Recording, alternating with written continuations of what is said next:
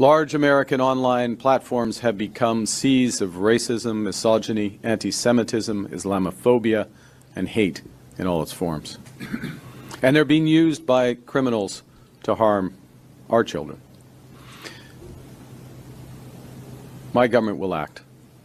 And today we're announcing our plan to fight crime, to protect Canadians, and to build communities that are safe, secure, and strong. A plan to make Canada secure, to make Canada strong. You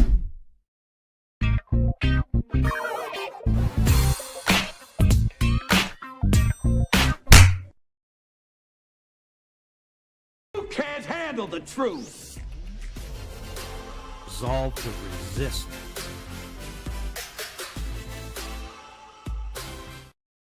Yeah, Mark Carney's going to make your streets safe and your community safe by banning free speech.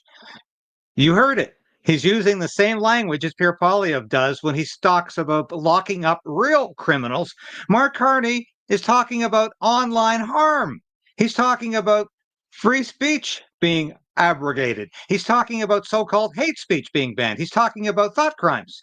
That's crime to Mark Carney. So we'll be talking about this for a minute with my special guest today, Joe Warmington. There's few columnists who are household names in this country, but Joe is one of those. He's written for the Toronto Sun for so many years. I've been reading him for so many years. I can't remember how many times Joe would find a story that nobody else had found. And I'd say, hey, that would be perfect. And when I was working, for instance, for the Daily Caller, we often would look at Joe's columns every day because he was always coming out with material nobody else wanted to delve into. So when we come back, my special guest, Joe Warmington. The Prime Minister lied and his minions continue to lie.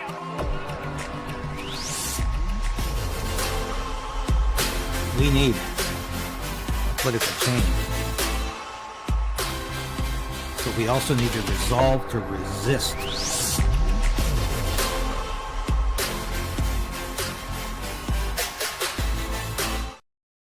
Yes, please like the station, subscribe. If you can, resubscribe if you have to. YouTube sometimes unsubscribes people. Don't know why, but it happens all the time, and we just appreciate your support. We're headed towards 50,000 subscriptions. We should get there in a week. With your help and support, we can do it. Now, without further ado, I want to bring on my special guest, Joe Warmington, Toronto Sun columnist. He has been I would say emblematic of the Toronto Sun's populism, its small c conservative outreach, and the fact that you've talked to people that a lot of other people never think to get to, and you've done that for years. You've done so much hard work on difficult issues. And I started at the beginning there with Mark Carney talking about how he's committed to reintroducing basically the Online Harms Act. Doesn't quite say it that way. He's been talking about Twitter or X being a problem for Canadians, but yet he cloaks all of this in the language that the Conservative Party uses to describe violent criminals. He says we need safe streets, safe communities. Well, I'm sorry. Banning free speech and getting obsessive about so-called hate speech and incarcerating people in their homes for so-called thought crimes, which is what the Online Harms Bill mandated. Thank God it never got the third reading. That's what Mark Carney thinks is making Canada safe again. What did you make of that? I was actually there at least one of the times he said it in Hamilton. And what I made of it is, like I do everything else, it's basically Trudeau's fourth term. You got to remember, David, that behind the scenes for Trudeau has always been this guy, and with Jerry Butts and different people along those lines. And so, the lines were delivered by Justin Trudeau. Now you've got this sort of the puppet master that's been thrown in the ring, and he's trying to do it himself. So everything that you hated about the Trudeau government that collapsed, if you will, when he was kicked out by these same people, you're going to get again if they get a majority government, or they get supported as a majority government again. And he doesn't even hide it, including the Emergencies Act issue and many other things. So it's good that you picked it up, because it's basically the Trudeau fourth term, and that's just the way it is. And apparently the polls love it, and and that's what we're going to get. We'll see. I think Canadians are smarter than that. I hope so. I haven't had quite that degree of confidence so far in this campaign, but I think it's turning around. But before we get to pollster and polling and dirty tricks that have been going on, I just want to mention at the beginning here, Natasha, Montreal journalist in Montreal, was assaulted yesterday. I'm not going to say by whom. Apparently, if you watch the video, and I can't show it on YouTube because it'll get me in trouble for doing so, but the video is clear. There was an altercation, and I direct messaged Natasha this morning, whom I have known for about a year and a half. We've both spoken at an event here in Ottawa for Christine Anderson, and I met her there. We've corresponded ever since. She tells me this morning that she's just absolutely befuddled by all this. She's in the hospital because of physical injuries. She's been charged with assaulting a police officer. She's definitely going to require some legal assistance. And thankfully, Ezra Levant, an old friend as well from Rebel News, has agreed to raise money for her legal defense. So that information will be in the description. If you want to help Natasha out, and I hope you do, please have a look at the information in the description, and you can help fund her legal defense. I think it's important because journalists are routinely now knocked around by security forces. Wow. And Joe, I know you would probably agree with me. I grew up and I was in the military for over a decade. I respect the police. I'd be the last person to say defund the police. I love the police officers. I've worked with them all my life, especially in uniform. I worked with the local police. I've worked with the RCMP. But under Trudeau, I don't really know if I trust the institution anymore. A lot of great cops out there, of course, and I see them all the time in my local community. But I don't know if I trust the RCMP anymore. I think it's become highly politicized. I think the OPP in Ontario has become highly politicized, as has the Sûreté de Quebec, obviously, and a lot of municipal forces. I saw that during the Freedom Convoy. These police forces were working against free speech. They're working against me. They were working against the Freedom Convoys. What's your impression of this? I'm sure you've seen the video. No, I've seen it. I've asked some questions about it. I wanted to know what happened before and to give it a full hearing. To answer your question, though, I mean, the police that are at these events are the ones that, they have an interest in being out where the action is, and there's extra money involved in it. And they're basically an arm of the government. Someone like yourself, or like this Natasha or Andy Lee or Ezra, or, obviously David Menzies and Alexa Lavoie examples are all sort of beacons of the anti-establishment. And the police know that, and they know that they can hurt them. I mean, they don't just arrest them. This case here, this woman was put into the hospital. I'm not an expert, but I have been in scenarios like that, and I've been pushed by police and different things, and by protesters and all of that. There's a separate set of rules, and so it's open season on independent journalists, or journalists in general, but often independent journalists have no protection. But I looked at that, and I saw her being taken down on those stairs, and I saw a lack of care about her as a fellow human being. Her neck could have been snapped, her arm, her shoulder, collarbone, her femur, all that on those stairs. And I've talked to some police officers overnight since I saw this, to see how they would have done the arrest. And it's easy to sit back from a different time zone or for a different province and say that you know how to do it. But you'd never want to arrest somebody on stairs like that, because especially cement stairs or any kind of stairs, because of what could happen. You tell me she's in the hospital. If that was in Ontario, David, there would be an SIU investigation into it. I've asked that question to see if Quebec has something like that. They must have something. And so this is what needs a third party, not that, nudge, nudge, wink, wink, that kind of all former Montreal police officers or Ottawa police, whatever it is. Anyway, but, it's not just about her arrest. I want to see more detail to see how they determined if she's assaulted a police officer. It's a very serious allegation, and she's entitled to her day in court, and they're entitled to prosecute it. I haven't seen any evidence of an assault so far. I didn't see any with many of the things, but it's a very touchy subject. But I do think that it needs to be investigated from the perspective of why was she arrested, and after she was detained, whether the duty of care was exercised there. I didn't see anything concern about her health at all, and that's what I see. But I am a patient man, and I'll wait and see. I'm glad that Ezra is raising money to help her. He has experience at that because his own journalists and himself have all been arrested.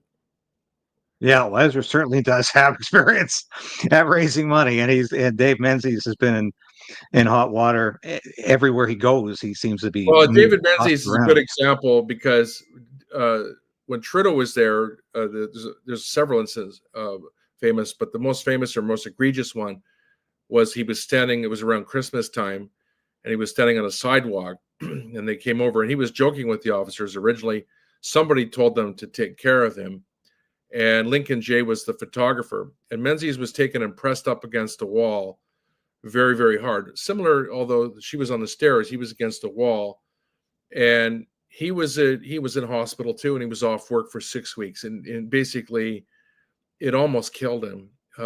And Lincoln Jay saved his life because he was telling the officers to back off.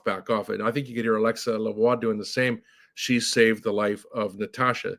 You can die there when you get pressed in against something. It can rupture things, and it gets the blood flowing in a different way, and it's a very, very serious matter. Please know that. In the case of Lincoln, he still turned around and got the shot of Trudeau going in. It was a brilliant piece of journalism by Lincoln Jay. It was a very serious, egregious, harming of an individual. David Menzies, who didn't do anything wrong. He's on the sidewalk. I don't think that this Natasha did anything wrong either, but I still want to see more to hear. I want to hear the police's side of it. There's maybe something that happened before. I don't know. But from where I sit now, I'm concerned about it because it fits into this narrative that we've got a police state. We saw that with the Emergencies Act, and we saw that with the prosecution to the fullest extent of the law. Tamara Leach and Chris Barber and Pat King and other people that I don't know the names of in Ottawa. And they never did anything wrong, but every day Hamas supporters, they're basically Antifa and these kinds of things. They wear the masks. They get paid to be there. There's a funding source from somewhere. And they go out and agitate. And it's hands off them unless they really, really push it. And if they do, they also are funded for lawyers, David, and they also get their charges withdrawn or thrown out when they get to court. You don't hear of anybody going to jail. And yet, when you see that and you see a journalist, whether it's independent journalist is still a journalist, Karima is a good example. She's been pushed around a lot too, Karima Saad and her camera guy. Yeah. So, it makes it really hard. I tell you, as someone's been around a long time, I'm very careful when I go to these events because I don't want to be hurt. I've got a 12-year-old son. I've got, other things in life. And I know that if I am breathing or drinking through a straw, it's not going to help me. And so I'm careful to do that. And I don't think it should be like that. I should be able to stand on the sidewalk and video without being threatened or beat up. And, that's Carney's Canada. It's going to be really, if he does win this election, and I think I say if because it's really, it's unclear who's going to win this election, no matter what the polls say. But if he does win it, you're going to get a lot of this. This is what you're going to get. And this is what you got with Trudeau, and there's going to be more of this. Well, you made an appropriate segue to my next question, which, of course, is the federal election. 2 weeks away. We're voting 2 weeks from today. Yeah. The polling has so far, but I do see a change in the last couple of days. The polling, though, has so far indicated a Liberal majority government. Now, I'm just going to briefly put on a clip that I had from Friday with former Liberal MP and the affordable energy guy now, Dan McTeague, and he made this observation. You think the polling might be affected by the amount of money they're getting from, Yeah, no, and I know it is because I think there's also, if you look at one of the polls I saw last week from Nick Nanos, and I got a hold of someone who works with him, said, why are you polling 50% of the people over 60 years of age? I know I'm in that category, but and I have the gray hair to prove it, but we don't represent the majority of Canadians. So that's it's a good Dan saying he was told, and I want to make it clear that I'm not accusing Nick Nanos or any other Canadian pollster of intentionality, of being intentionally skewing numbers or intentionally giving false predictions, if you will. I'm suggesting maybe they're asking these questions to too many people who are over 60. Maybe that's because these are the people with landlines who answer the phone and do polling. They A don't. lot They, of they don't call them. They don't call. They don't call. They're not polls. I haven't seen a poll yet. I've seen surveys, online surveys. So you don't even know who you're really talking to. It's people online. And even if they're in the case of Angus Reid, they have like a membership group, and they do it that way, so they have some indication of who they're dealing with. But a lot of times they're not very clear who is being polled, if you will. It's more of a survey. And the reason why this is just my conjecture into it, but that people over 60 are doing it, or anybody retired, is they have more time to do it. Young people that are working and doing all these things on their phones, etc., and those that are still going into offices and all of that, they don't have time to do these things. So it's not like it used to be, when they'd phone at home and you'd sit at home and get a landline and get a phone call and do a survey, a very quick survey. Plus, there's a lot of polling companies. I mean, there used to be one or two when I was a kid, and now there's so many. Most people have never done a poll. My feeling on the polling is, to what Dan McTeague has said, and many others have said, and I've been saying, is that as a reporter and a columnist, they're asking me to take what they put out and run with it and report it, repeat it as if it's accurate. And I don't get to ask and interview who they talked to or what questions they asked or who commissioned the poll or, these kinds of things. And as Dan McTeague has said, and he told me the same day he talked to you, I talked to him right after you did, is that, we're entitled to know how much money they have received, these companies, who owns these companies, who runs them, and also how much money they've received from government during the years that government is sat. So you say, well, no, it's separate. They asked them the question about how many people are drinking milk, and they did that for the marketing boards, these kinds of things. It's still money coming from the taxpayers into these companies, and they need to be more transparent. And me as a reporter, I don't take their polling and say, okay, I'm just going to repeat what you've given me. I'm going to ask some questions, and they don't want to answer them. The most interesting one was Angus Reid recently. A woman posted to X the questions that she received, and it was basically saying that Pierre Poilievre is going to take away your health care, and Pierre Poilievre is a wild extremist along the lines of the MAGA and all that kind of stuff. So when we did question Angus Reid about that, they said, well, we didn't know anything about that. And this came to a member of their group that she's done other surveys with them, but they didn't seem to know anything about it. They said, well, that's not their values. And they pulled they pulled it down, and you can't find it now. Well, the damage is done. Even though they had nothing to do with them, they still had the power to pull it down. Nudge, nudge, wink, wink. I guess it's just one of those things. It's another dirty trick, in my view. I'm not accusing Angus Reid, but that kind of thing is a dirty trick. Angus Reid said that they know nothing about it. We'll take them at their word for that, David. But it's I don't think the polling is something that is the same as it used to be with the computers. I don't know if somebody in a different country is doing these polls. A lot of people think that they're not really. They're kind of like push polls that push you in. They create the truth. They create something that people want to follow. And yet we cover them like they're real, like it's a hockey game, okay, over here, like the Masters yesterday. This guy's ahead, now they're tied, this and that. It's exciting drama. And it was great drama to watch on the Masters or any kind of great sporting event. But this isn't drama. This is real. And there's no way to know from talking to 2,000 people. I did my own poll, and I'm sure you saw it. It's still my main tweet there. And it had almost 10,000, 9,750 people tried it, came in and voted on it. And in this case, it showed Poilievre with 80%. It showed Carney with 3%. And it showed Maxime Bernier, I think, with 11%. And so, again, that's not taken seriously. I don't even take that poll seriously. But why not? Why? It's no different than any other online poll. I put it out there. It's got almost 10,000 people. Why is it not reported as real? I just don't take the poll seriously. I know that the campaigns do, and I know that the media do, but I don't. Well, if we look at this is the latest from Nanos this morning, and once again, it's showing a fairly sizable lead for the Liberals. And once again, I'm wondering who were they talking to, because the same day, this is a Main Street poll, has the Conservatives ahead Yeah. and by 3 percentage points. So there I can agree with one thing about polling. I think it's highly flexible right now. It is extremely difficult to interpret exactly what it means. But you were referring when we talked briefly before the show, you were referring to dirty tricks. What specifically were you talking about there? Well, I wrote about dirty tricks before the Button Gate. I haven't written about that yet. I mean, Brian Passafume did a great job. Brian Lilly, my colleagues, these guys are amazing at staying on top of this election. I don't know how they get the energy to do it all. But I'd written about the signs being taken down all over the place and covered up and these kinds of things. That was the first dirty tricks I noticed. But I do consider people that are inside of a party who come out and say, well, this party is doing a terrible job and they're losing. And they're losing because this, and this, and this. I put that in the same family as that. I've never seen that before, as we've seen in this campaign, where you've got someone that's run conservative campaigns, worked for a conservative prime minister, and then comes out and says, this is MAGA and all this kind of stuff.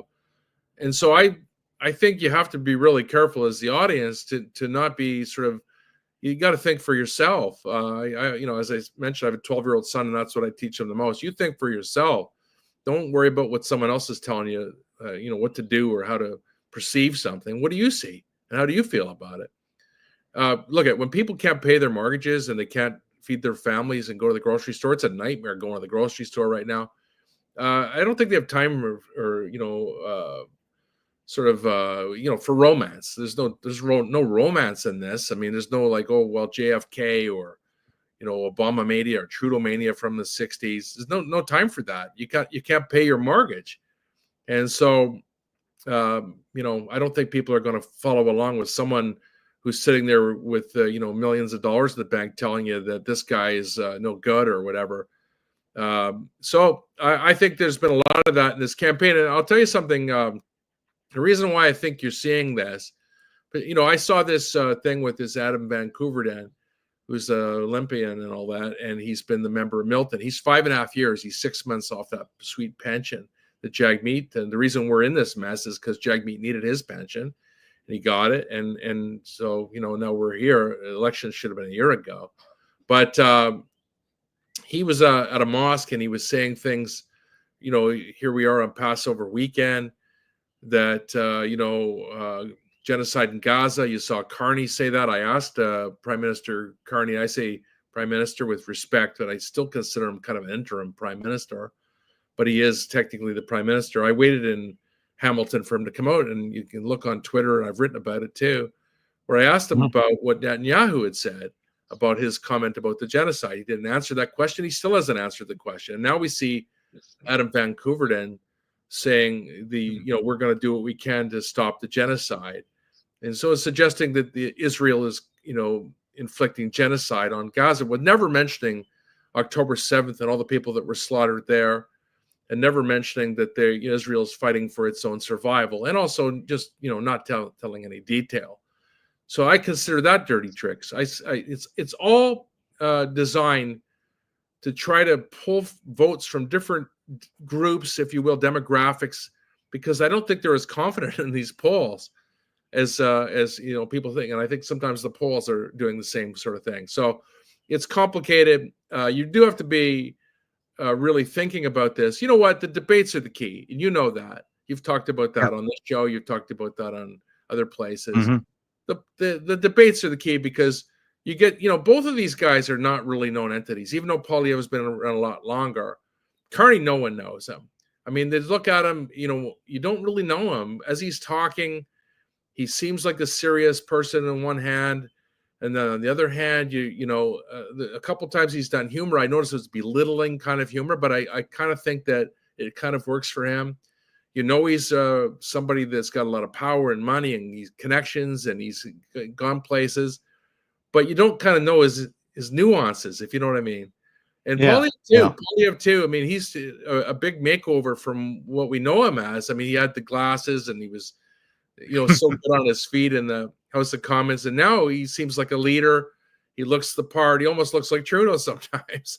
So what? Politics is a funny game, isn't it? And Well, it is. It yeah. is.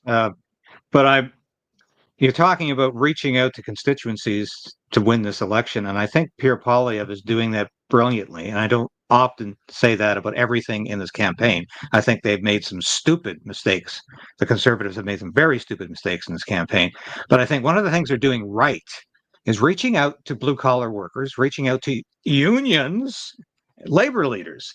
And I'm just going to play a brief clip from Carl Lovett, is the president of the International Brotherhood of Electrical Workers, and Poilievre was in Windsor, his backyard, the other day, and this is the union leader talking about Pierre Poilievre. I'm talking about the New Yorker Mark Carney, who's had his hands.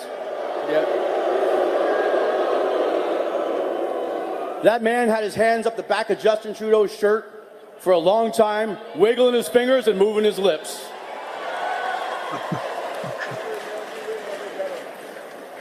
Mark Carney's moved one of Canada's largest companies to his home in New York, just months before he became Prime Minister. Imagine that. Yeah, that's right, he's not the Prime Minister.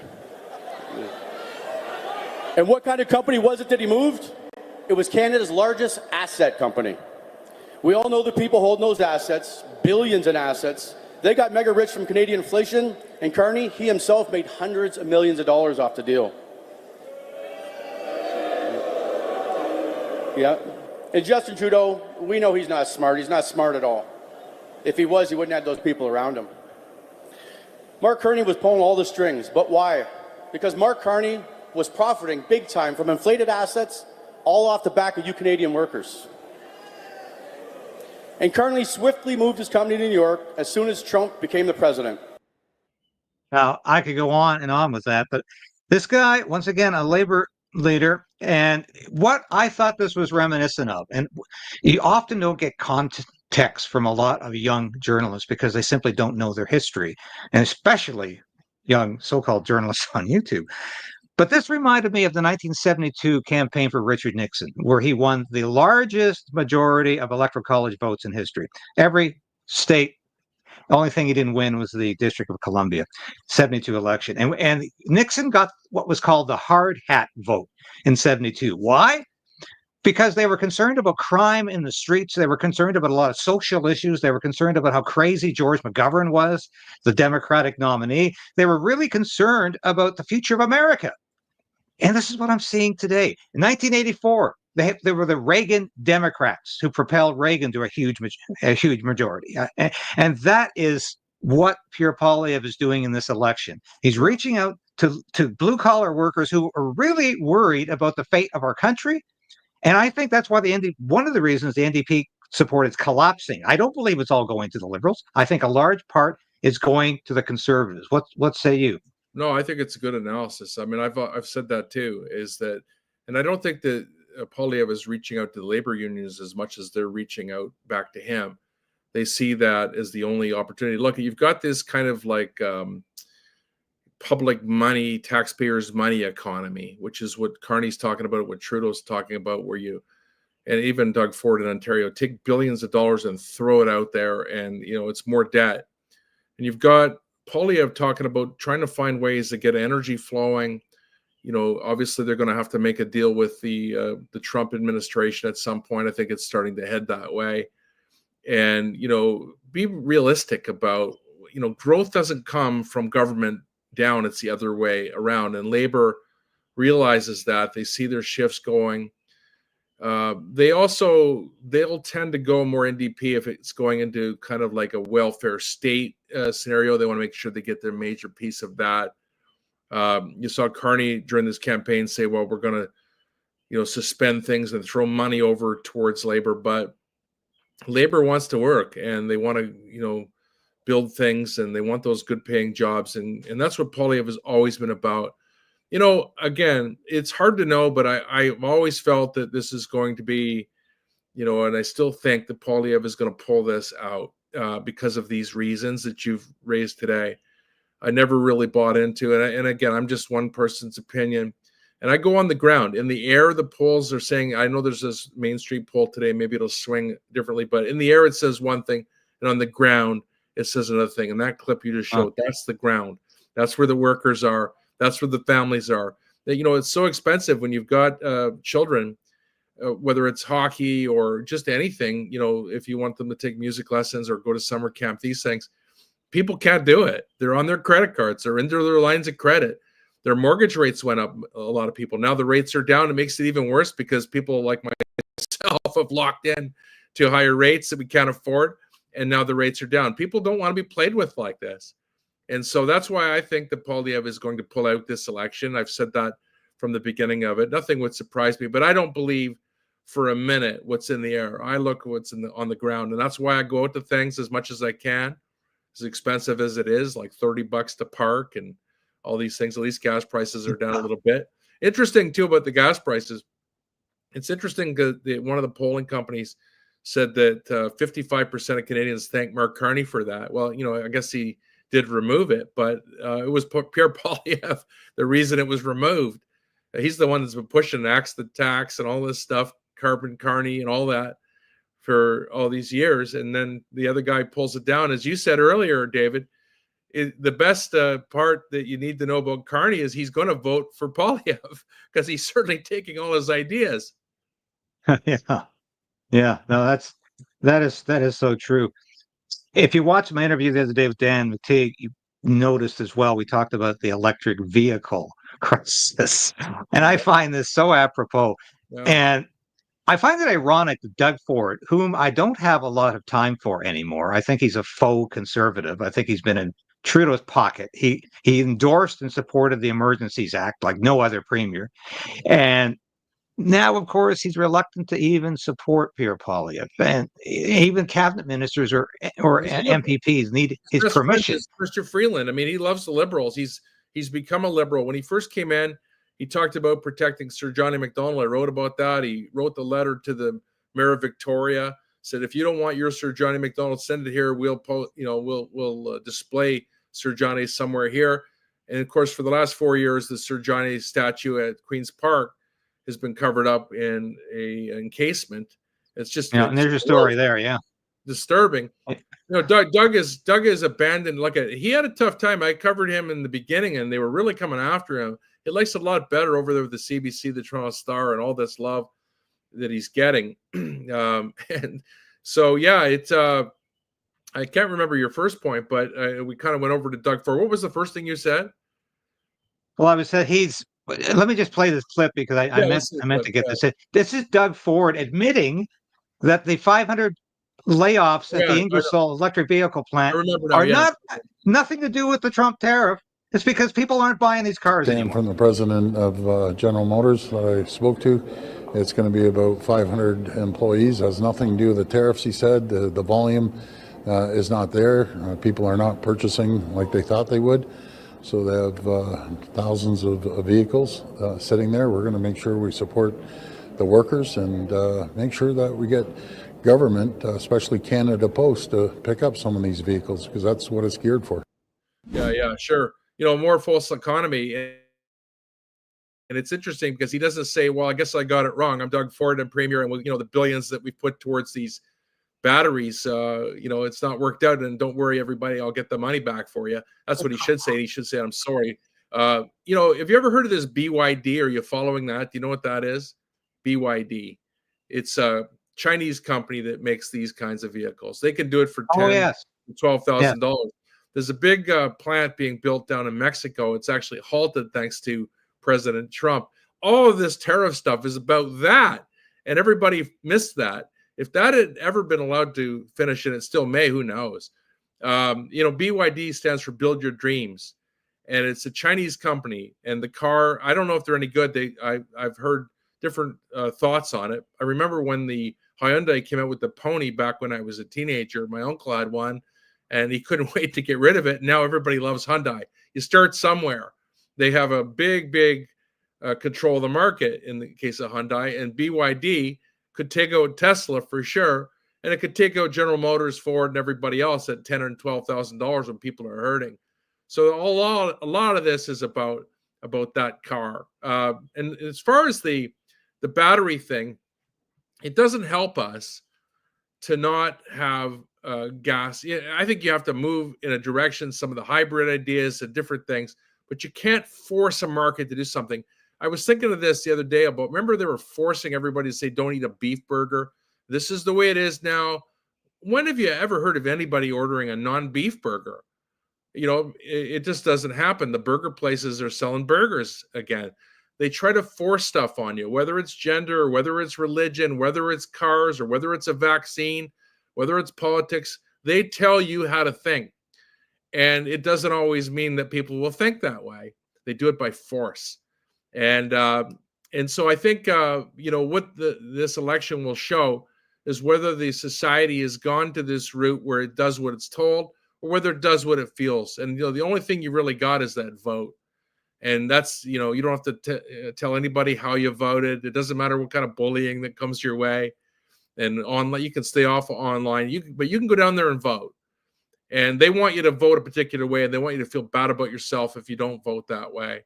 But it's up to you. And if people want that, this is the time to do it. Because once you lose that, you have nothing. It sounds like a little thing, but we've seen it. I remember the pandemic. I think of all the things that went on in the pandemic, and they never were normal. That's one of the neat things about Elon Musk and X.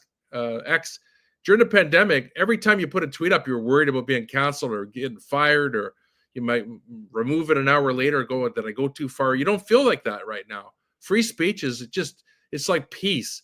It's just, you can't get enough of it because you can just say what you think. But during the pandemic, I say to my son all the time, remember we used to come down to the mall and you had to have a passport to go into the food court.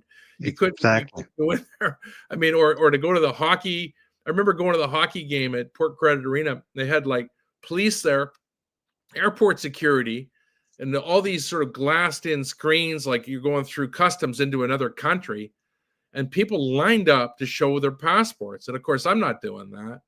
And my mom is like, I don't know, she's well into her 80s. She's not doing that. We're Canadian and we're free. We're going to walk into that arena and we're going to go to our, my son's hockey game or grandson's hockey game without showing anybody anything. We don't have to show our papers here. And yet that happened here and we let it happen here. And so this election, and I don't think any politician or any party can be trusted perfectly. But what I do see here is, and you've hinted at it here at the first of this show, this online harms thing. If you're going to go to jail, and I'm going to go to jail for saying what we think on air, or they're going to cancel Elon Musk's X or any of the other things, we've got to reject that. Can't do that again. Freedom of speech, whatever it is. I never mind anybody's opinion. I love to hear it, as long as I can express mine. And, that's why you're so good, David. Yourself and Mark Petroni and Ezra and David Menzies and Candace Malcolm, and Kareem Assad, all these different characters. Don't have to agree with everything you say, and you don't have to agree with everything I say, but boy, oh boy, keep going. And I know that you're suppressed. I know that you've got a big following. I watch your show. I love X because the clips come out, but people should be able to get your content, and they can certainly get the CBC's content. We didn't talk about that, but I want to mention that too, because in the middle of this campaign, I forget the number, was 125 million.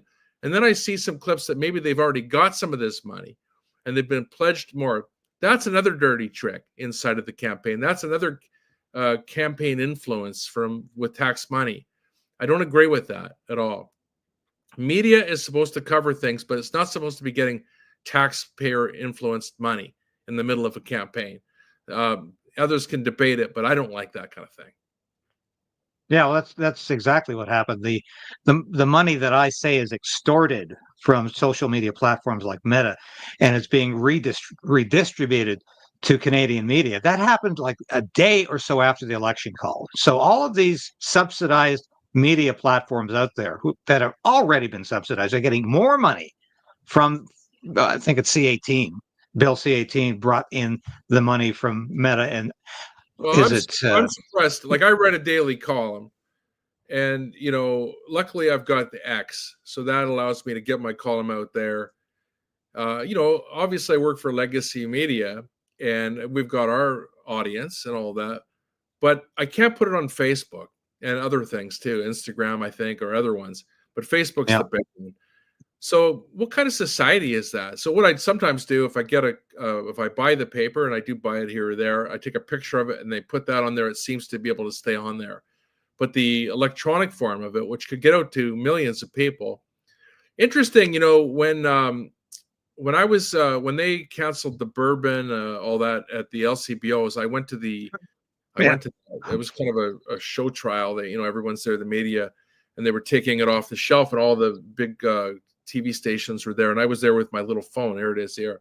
And what I did was I filmed it, and they were taking it off, and then I tweeted it right there. I stopped. So I was the first to do it, unless there was somebody live there, which I don't know if there was, because it looked like it was all remote. So I was the first to get that video out, and somebody in the States, Libs of TikTok, on X, retweeted it. Do you know how many hits that Libs of TikTok got on that tweet? 10 million. How many? 10 10 million million. on that video. And then others, it was a total of 15 million that I could track down. So it shows a show like yourself, or Mark Petroni over on Saga, or Richard Serrett on Saga, or Ezra and all the stuff that he does. If it could just get out and get its own kind of even platform and not be controlled and censored and all that stuff, you never know. And I know governments are afraid of that, but they shouldn't be afraid of it. Shouldn't be afraid of any comedy. You shouldn't be afraid of any commentary. It should be free. And, you don't have to agree with it. Nobody has to be beat up for their opinion. There are lots of really interesting liberal and leftist commentators and all that stuff. I enjoy listening to them. Like over the years, Bill Maher is a good example. But there's many others that are less mainstream than him. And you watch them and you disagree with them, or you're, good columnist at the Toronto Star, whether it's Rosie DiMano or what have you. You can read the column and still like that person and not want to, have them canceled. And I think that's what, hopefully that's what the Poilievre government, I predict here on your show, that Poilievre is going to be the next prime minister. I'm not sure if it's going to be a majority or some sort of a minority scenario for a couple of years. Neither would surprise me. But not to say that anything would surprise me, but I don't believe any of the things I'm seeing in the air. I only look what's on the ground, as I've said. Yeah. You have read my mind again, Joe. That's the question I wanted to get you out of here on, is your predictions for the election in 2 weeks. And I said on a weekend, I'm predicting a slim conservative majority, because I said I don't think the polling is accurate. I think Poilievre is taking a sizable portion of the NDP vote. And I think his conservative base, even though he tease them off sometimes by doing stupid things like banning Make Canada Great Again hats at rallies, they are committed to voting for Poilievre because they not only like the guy, they really dislike Mark Carney. He's look at Poilievre is an outstanding Canadian. He's served the country. I love his story. It was interesting to hear about his daughter, all that stuff, when she's nonverbal. I didn't know any of that. So that, I have an autistic son, so I understand that. I sure like his wife. I mean, it's just a great story. I don't dislike Mark Carney either. I think that Mark Carney has been a success. I just don't agree with that whole net zero thing, in not believing in it himself enough to take that and say, look, we're going to go into a autocratic net zero style, government where kind of like that pandemic style. Instead, what he's trying to do is I'll take his policies over here, Poilievre's policies, try to sort of rebrand those and sell. Don't worry, I'm important. I'm elitist, but that's what you need. And I just don't think Canadians are there. I think that I've always thought that nothing would surprise me, and maybe the polling companies with what they do will have the pull to sort of push people into doing what they want them to do. Maybe there's enough taxpayers' money. Something that Mark Petroni has been, and I know you're a regular guest on his show, has been talking about, and you as a former military guy, and me as a military style reporter who's been to war zones like Afghanistan, pretty well all the places the military have been in the last 25 years. I was there covering them. Are we going to be sending Canadian troops to Russia? Because, you know, they want a war with Russia. There are people that do. And, you know, having been heavily involved with the Highway of Heroes naming and all of those things, I'm very, very concerned about this as well. And I want that talked about here, and I know Mark does, in the last couple of weeks, because, you know, I don't like what I'm hearing. I don't want to see any Canadian troops going to fight in Russia. And, you know, I'm not saying that I've been to Ukraine as well, and I covered that conflict in 2014 there. And I have great love and admiration for Ukrainian people and all that as well. But I want that war to stop. And, you know, so hopefully that, you know, maybe you can talk about that with some of your experts here in the last couple of weeks. It's going to be very interesting because the debate is the key.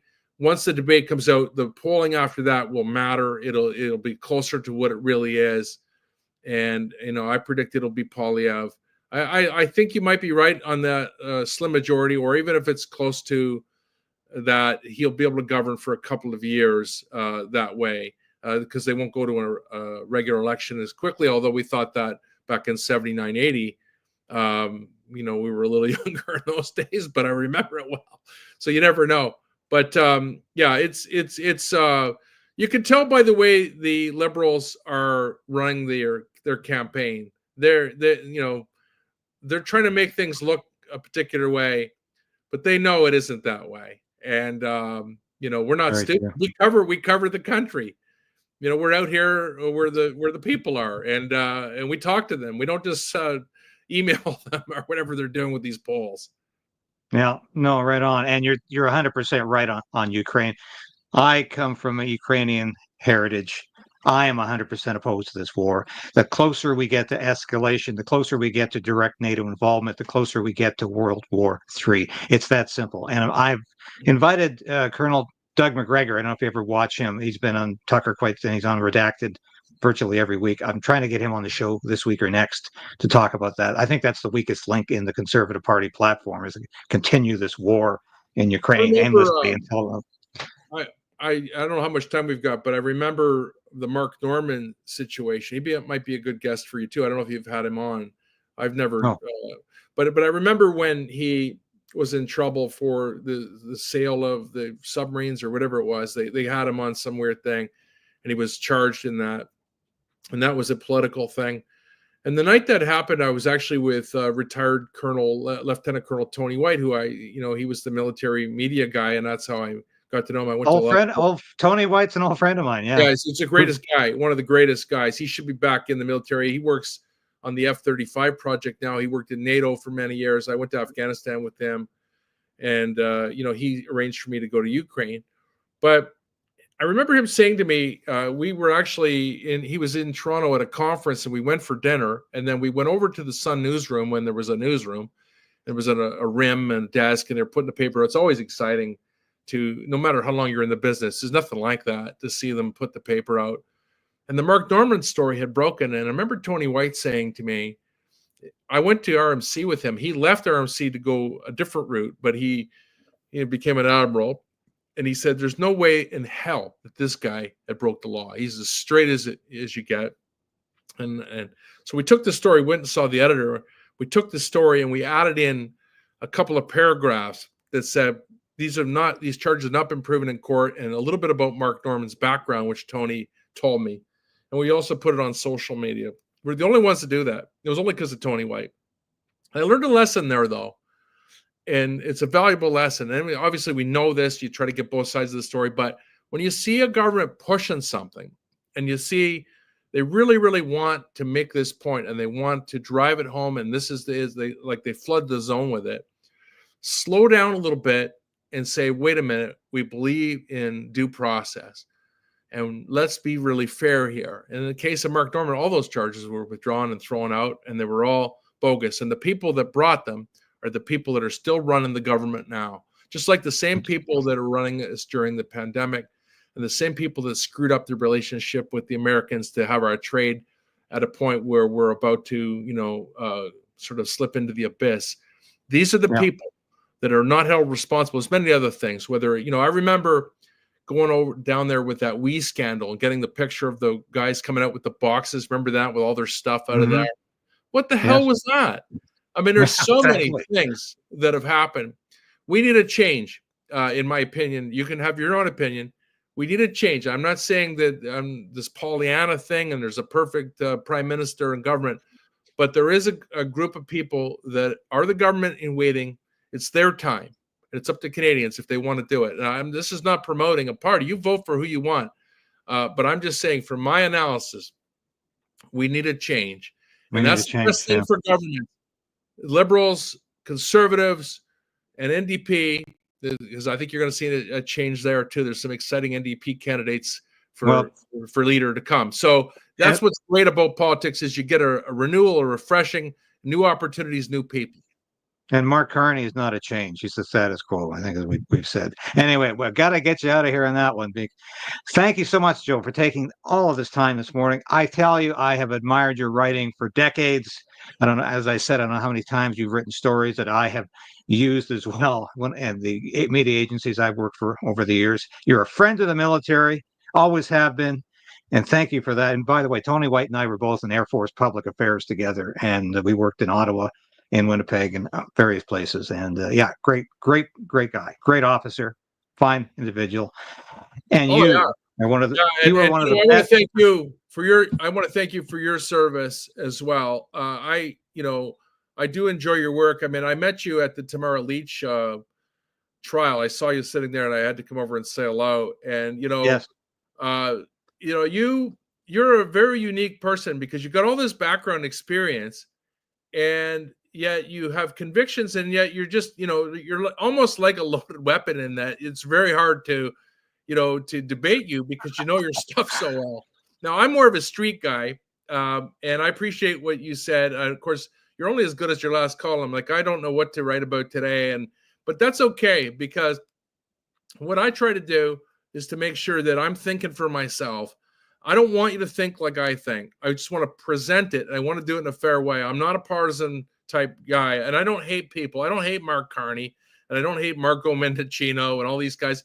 I work with them, criticize them, and I criticize Polyev. And like you mentioned, that thing about the hat, the elderly gentleman that was going in with the hat, and he had, like, it looked like a "Make Canada Great Again," and they didn't like that image. Now we know why, though, because of that Dirty Tricks campaign with the buttons and all that stuff. They're watching for this stuff, and they don't want to have somebody to do it. But I still agree with you.